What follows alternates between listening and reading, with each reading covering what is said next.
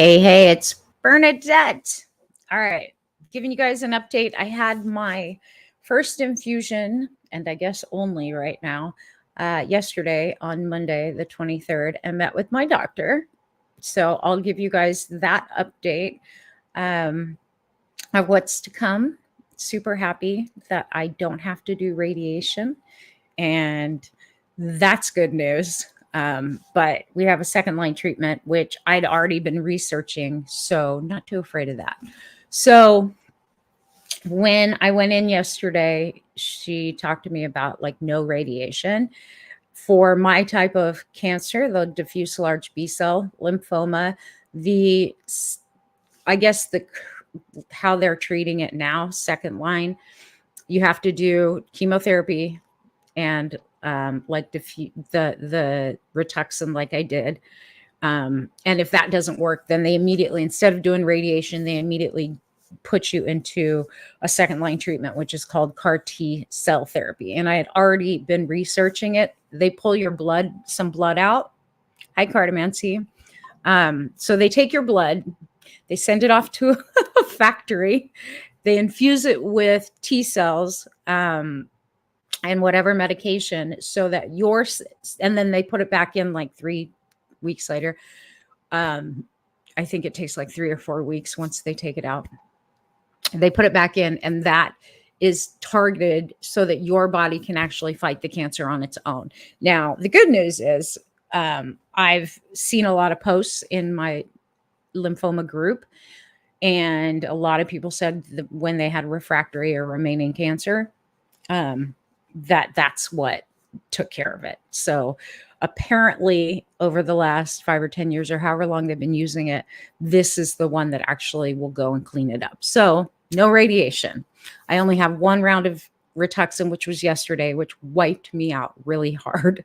And I was pretty sick to my stomach all day yesterday. Not nauseous, just my stomach was not happy. So I came back and slept a lot. Like just stayed kind of in bed as much as I could, aside from bathroom runs. And she said she's going to hold off on the second treatment.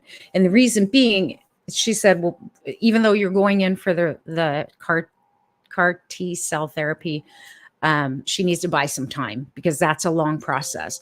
So first, hi, Cynthia. First, I have to go to get another biopsy of the remaining tumor.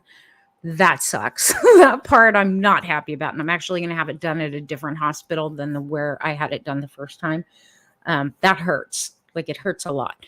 So I have been referred for that. That'll be done within the next week. And then they refer to a transplant center. And that's a different hospital closer to downtown San. I think it is like in downtown San Antonio, if I remember, because it's the same hospital I had to take Brindy to for her eye stuff. So that hospital has a transplant center, and they take my blood, send it off, infuse the T cells, takes 3 to 4 week turnaround time. I come back and they infuse it back in. So I'm not exactly sure how that process is going to look, but what she said was she wanted to do the Rituxan just to buy that time so that the tumor doesn't continue to grow while we're waiting for the biopsy, the blood pulling and infusion, and then the first treatment. And from what I read, you should only need one. And then after that, I'll probably have to have another PET. Well, I know I will. I have to have another PET scan. So as of right now, that's where it's going. So I'm grateful. Like no radiation. Like that makes me happy because I was, the thought was, and the talk we had the last time was radiation and then potentially CAR T. But I guess after she got my PET scan results, she's like, no, we're just going to go straight to CAR T and no more Rituxan. For right now, she goes, we're going to hold off. If we don't need it, we don't need it. So I know I'm happy. Now, the CAR T cell therapy can be intense. Not as intense, she said, as chemo, but still intense, right? And it can, there's some side effects still. I'm just going to hold to the mindset that there won't be any bad side effects. I don't want to think about it because from what I read, on the medication websites for the CAR T that it can cause cancer in other parts of the body. And I'm like, I don't think so. Like, I'm just not going to go there. That's not going to happen to me. I'm just making my mind up. That's not going to happen to me. That this therapy is going to put me in remission. And then I just have to go back, I guess, every 3 months for lab work and to keep a watch because I still have follicular lymphoma. So that is where it's at. I'm happy. No more treatments. I don't have to take my antibiotics. I don't have to take prednisone. That was like the best news because I thought I was going to have to take prednisone with this infusion I had yesterday. And she's like, nope, you can stop. You can stop your antiviral, stop your antibiotic.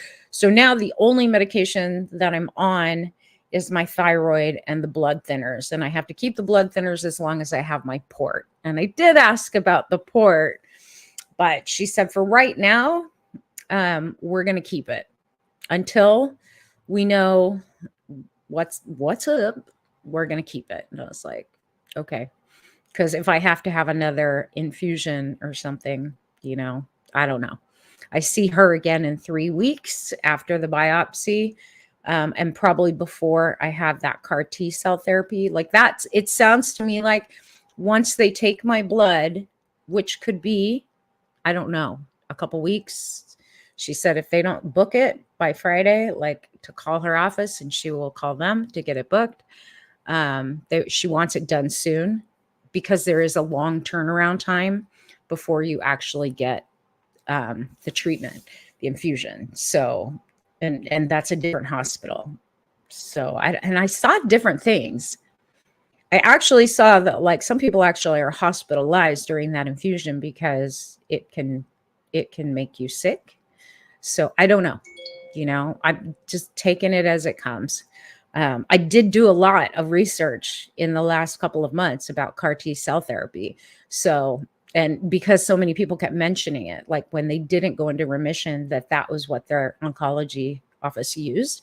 So I was kind of excited that at least that's the route. And she said, yeah, it's been the go-to. She said in the last few years that becomes the go-to second line treatment. So, and she said, and she goes, we give that to old people. So I was like, oh, so you don't consider me an old person? That's cool. Yay. So yeah, that's where it's at. I asked her about, can I take my supplements again? Do I need to worry about it? And she said, nope, you can take whatever you want now. Like, you're good. So now I can start to rebuild my liver and take my other supplements and my vitamin C and everything else to get everything cleaned up and get my liver rebooted and whatnot. My immune system's still going to be pretty low for some time. So I'm not ready to expose myself. I mean, like my granddaughter, I guess, at her dance studio last night, my daughter called me on her way home and just said, Mom, there's like illness at the dance studio, of course, because kids just went back to school. She's like, and Addie's saying she doesn't feel good. So I'm going to keep her upstairs. And if she goes downstairs, make her wear a mask. So I'm not going to spend too much time in the house I'm just not going to spend that much time in the house. So I've been cleaning out here. I did clean in the house too, like Bella's bathroom upstairs, which I used to shower in, and then my bathroom downstairs and my office. Like I'm cleaning. Just took a break to do this live. And I'm trying to move around because like I feel worse when I sit down than I do if I'm actually moving. And at least I have some energy to move around today. My brain's still pretty foggy. That was an intense infusion yesterday. Like they give you the Benadryl, the pre-meds, that gave me the restless legs. I was like for 2 hours, just like, oh my God. And I only ate like half a bagel with cream cheese before my appointment because my appointment was pretty early yesterday. So by the time I got out, my stomach was fried. And I was like, man, I got to go get something to eat. And then after I ate, my stomach was not happy. So I pretty much just did not eat again until this morning because my stomach was not having it. Yeah. My doctor is super good. And I'm glad that she's keeping my case and I don't have to be referred to another oncologist. That makes me happy, you know? Like she told me, because after she got done feeling me, she said, "You kind of already knew, right?" And I said, "No, we talked about it last time that there was going to be more." And she said, "Yeah, the PET scan results are not surprising." And I said, "No, because I feel it every day. I know it's still there." But she said she definitely wants to get a biopsy to make sure that it's still cancerous. She said, "I'm pretty sure the biopsy is going to come back the same, but you can't get the CAR T cell therapy without another biopsy." And that part bums me out. Biopsies hurt. I mean, they stick a long needle in and then they pull out cancer cells. And I mean, there's no numbing. I'm going to try to cheat and put my numbing cream that I use for my port on it before I go in. But God knows if it will work. Like, I think it works on the surface level, but last time it hurt and the doctor was like, "It's not supposed to hurt."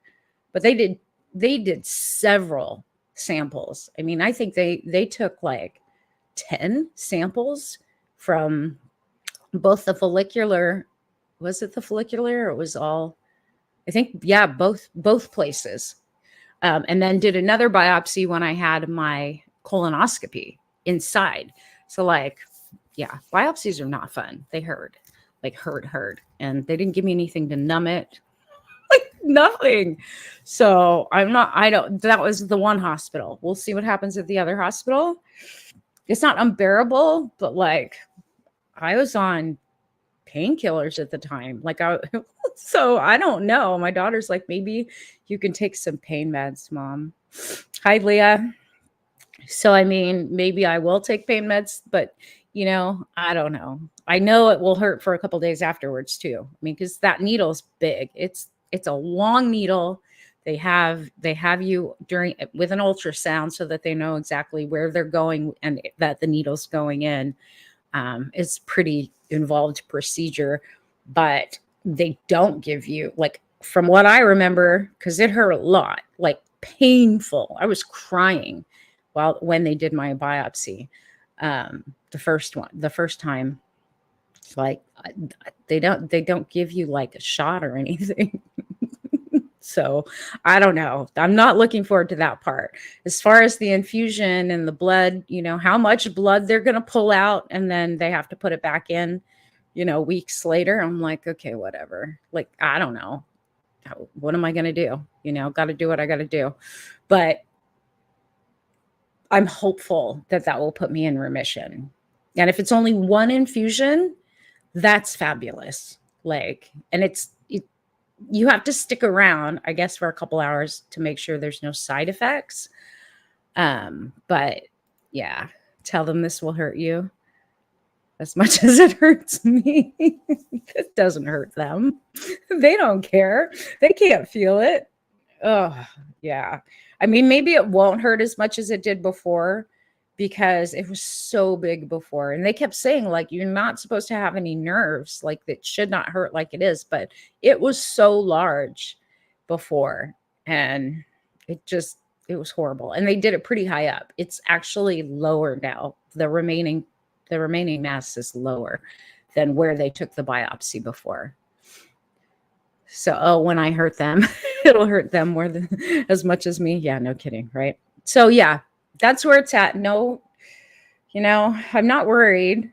I'm just going to take it as it goes. And for right now, as far as like avoiding public, and because there's a lot of stuff going around right now, like a lot of kids are sick. Like I said, my granddaughter, you always know once school starts, right before like fall, winter, the viruses are just going to go around, and they are. So I'm kind of staying in. Aside from, like, we have, I signed up for this fundraiser for the Lymphoma Association, leukemia and lymphoma, which is like it's a lantern festival and it's a 1 mile walk fundraiser. I think it's October 19th. Really cool because it happens at night. They give you a lantern. But I don't actually know now if I'm going to do it. So I have to talk to the kids. because I don't know if I should do it. Like, it's a lot of people and it's right downtown San Antonio. So I'm not sure. I've had some second thoughts since I signed up about whether or not I should be in a crowd and whether or not it's worth exposing myself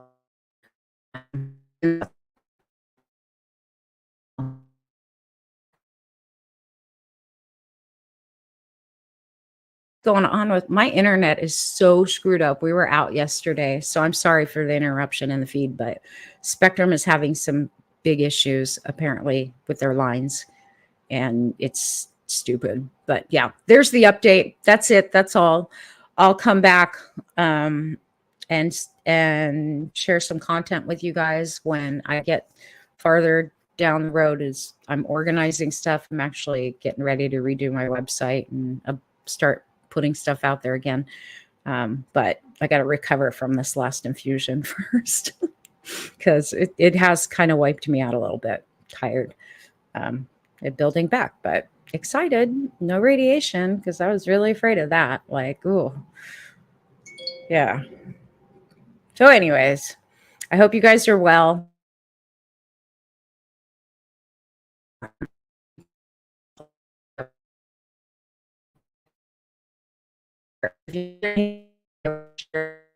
For that, if you're not in my Hidden Wisdom monthly, look into it, join it. You know, it's a great value. There's a lot of material in there that will help you grow, especially if you're an empath and you're spiritual. Come join us in Hidden Wisdom. But I will be doing the forecast on the 1st, so you have a little heads up on the intensity of October and what's to come for the month. It's going to be a ride. I like things will move forward towards the end of this week and towards the 29th, 30th for sure for all of you, but it's going to be a ride. Like throughout the rest of the year, it's going to be a ride. As you guys have seen, September has been a month of revelation and will continue to be. That's going to continue through the rest of this year. And hopefully that's the new energy, right?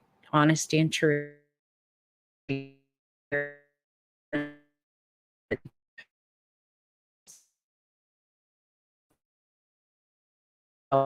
Since my flipping internet is having issues, but I wish you guys all the best. Have a wonderful week. Keep your smiles on, keep your faith, keep your hope, keep intending good things for yourself and others. See you guys later.